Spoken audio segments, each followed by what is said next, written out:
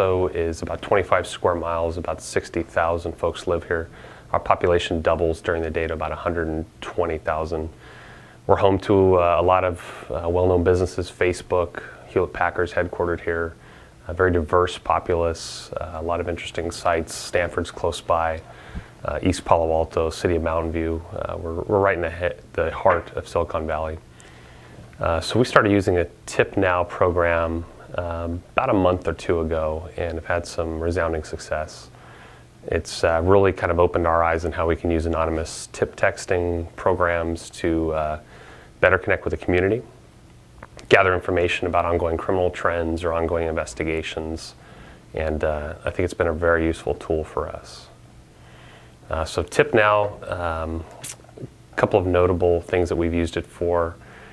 We started advertising it basically just by handing out business cards and saying, hey, this is a website or a text address rather you can send texts and emails to, and we encourage people to reach out to us. We caution people that we'd like you to use 911 for emergencies. We'd like you to give us your name and contact investigators if you would, but if for some reason they didn't feel comfortable, to go ahead and use this service. I think our first tip came in within 24 hours of using the service.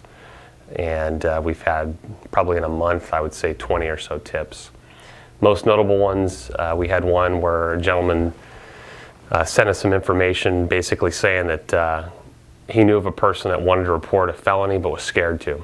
And using the TipNow service, I was basically able to communicate with this person back and forth and convince them the reasons why we think they should report it.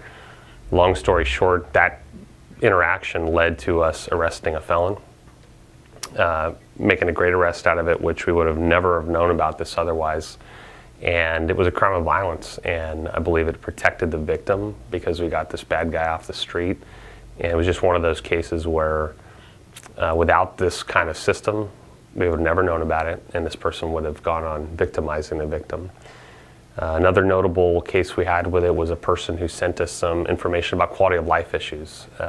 Juveniles hanging around, making too much noise, things that aren't necessarily criminal or law enforcement related, but quality of life. We sent officers down to interact with the community, see if we could talk to the kids and have them quiet down. And while the officers were there, they on-viewed a hand-to-hand narcotics transaction. That officer wouldn't have been there if it hadn't have been for this TipNow thing. So it's kind of interesting how quality of life issues and seemingly smaller complaints can lead to a bigger arrest. So we've had a lot of success. We've had people giving us information in different languages that we were having officers translate.